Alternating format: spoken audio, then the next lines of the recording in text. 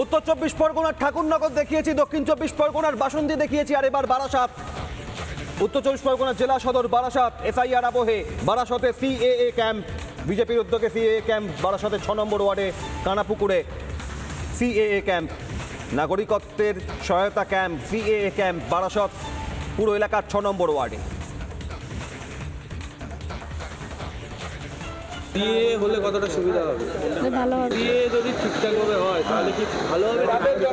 ভালোই হবে, নাগরিকত্বটা পাবো। অত্যাচার ছিল তাই চলে এসেছি, আমরা এদেশেই থাকবো।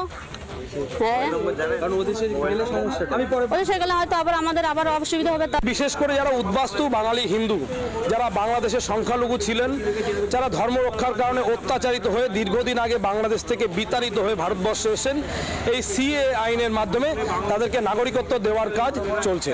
ভয় পাওয়ার কোনো রকম কারণ নেই। তাদের ভোটার লিস্টে যেমন নাম আছে তেমন থাকবে এবং সিএতে আবেদন করুন। তারা যারা বাংলাদেশ থেকে এসেছেন তাদের সিএ আবেদনের মাধ্যমে তারা বৈধভাবে নাগরিকত্ব পাবে এবং যদি কারোর নাম ভোটার লিস্ট থেকে বাদও যায় তাদের নাম এই সিএতে নাগরিকত্ব পাওয়ার পর তাদের পুনরায় তাদের ভোটার লিস্টে আবার নাম উঠে যাবে।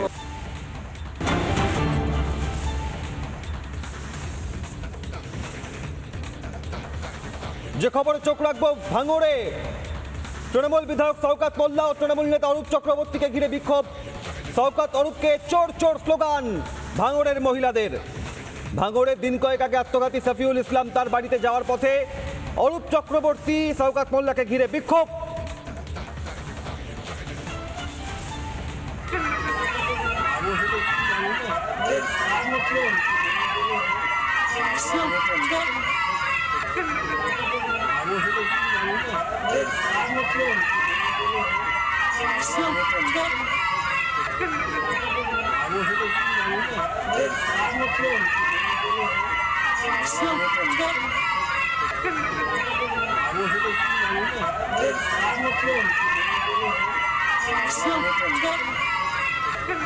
ভাঙড়ে দিন কয়েক আগে সফিউল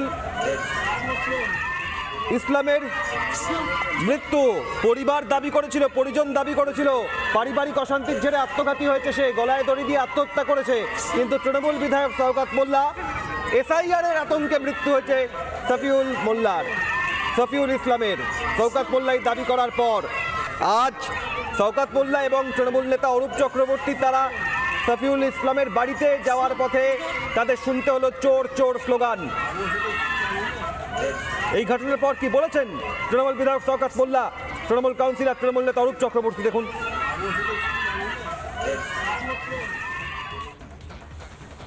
দানবদের আগামী দিনে বাংলার মানুষের কাছে জবাব দিতে হবে যে এই মৃত্যুর হোলি খেলা সারা বাংলা জুড়ে কেন করা হলো, এই জবাবটা আগামী দিনে বাংলার মানুষ চাইবে।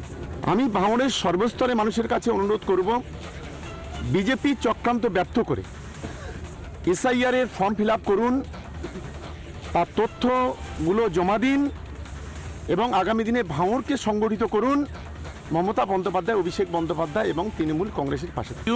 আমাদের ছেড়ে চলে গেছেন মূলত এসআইআর এর আতঙ্কে, নিজের জীবন শেষ করে দিয়েছেন সফিউল। এই মানুষের মৃত্যুর জন্য দায়ী বিজেপি এবং নির্বাচন কমিশন।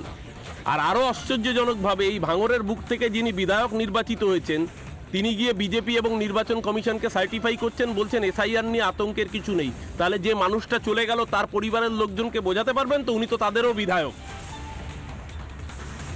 তৃণমূল কংগ্রেস বেঁধে দিয়েছে কর্মসূচি, রাজ্য জুড়ে যত মৃত্যু হয়েছে সব এসআইআর আতঙ্কে, তাই এক এক এলাকায় এক এক নেতার ওপর দায়িত্ব। আর শওকত মোল্লা, অরূপ চক্রবর্তী আজ কেন বিক্ষোভের মুখে পড়লেন? দিন কয়েক আগে দক্ষিণ 24 পরগনার এই ভাঙড়ের চালতাবেরিয়ায় আত্মহত্যা করে মৃত্যু হয় সফিউল ইসলামের। পারিবারিক অশান্তির জেরে আত্মহত্যা করে মৃত্যু হয়েছে সফিউল ইসলামের। তার পরিবার পরিজন এলাকার মানুষ দাবি করেছিলেন, আর শওকত মোল্লা গিয়ে সেখানে বলেছিলেন যে এসআইআর আতঙ্কে মৃত্যু হয়েছে সফিউল ইসলামের। পরিবার পরিজন বলছে না, পারিবারিক অশান্তির জেরে আত্মহত্যা, আর শওকত মোল্লা বলছেন এসআইআর আতঙ্কে। সেদিনও বিক্ষোভের মুখে পড়েছিলেন শওকত, আজ ফের দেখুন সেদিন ঠিক কি ঘটেছিল।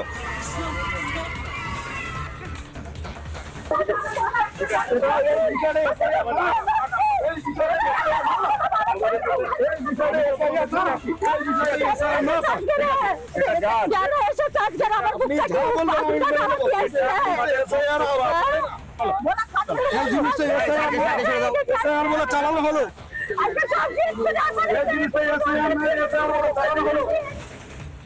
আপন করে তো কিছু না, ওটা হচ্ছে সাজানো, ওরা সাজানো সেজকে দেখা যাচ্ছে এটা আশা এইভাবে করবে, করেই দেখা যাচ্ছে বলবে এটাই আত্মহত্যা করেছে, এটা এর কিচ্ছু না।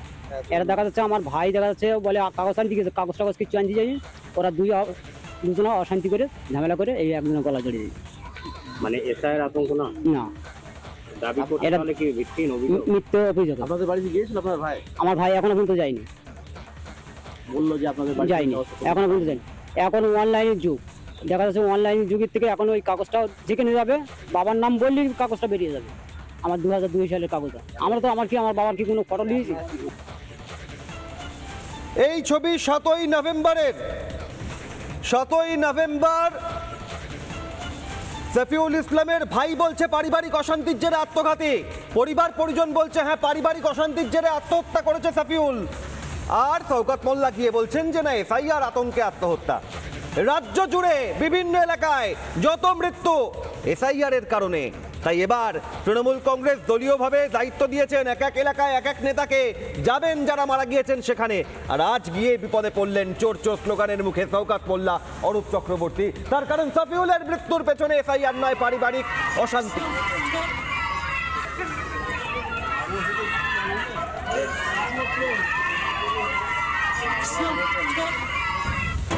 নানা ধরনের কন্টেন্ট দেখার জন্য লাইক করুন, শেয়ার করুন আমাদের ফেসবুক পেজ, সাবস্ক্রাইব করুন আমাদের ইউটিউব চ্যানেল। পাশাপাশি অন্যান্য ব্রেকিং নিউজের জন্য অবশ্যই চোখ রাখুন রিপাবলিক বাংলায়।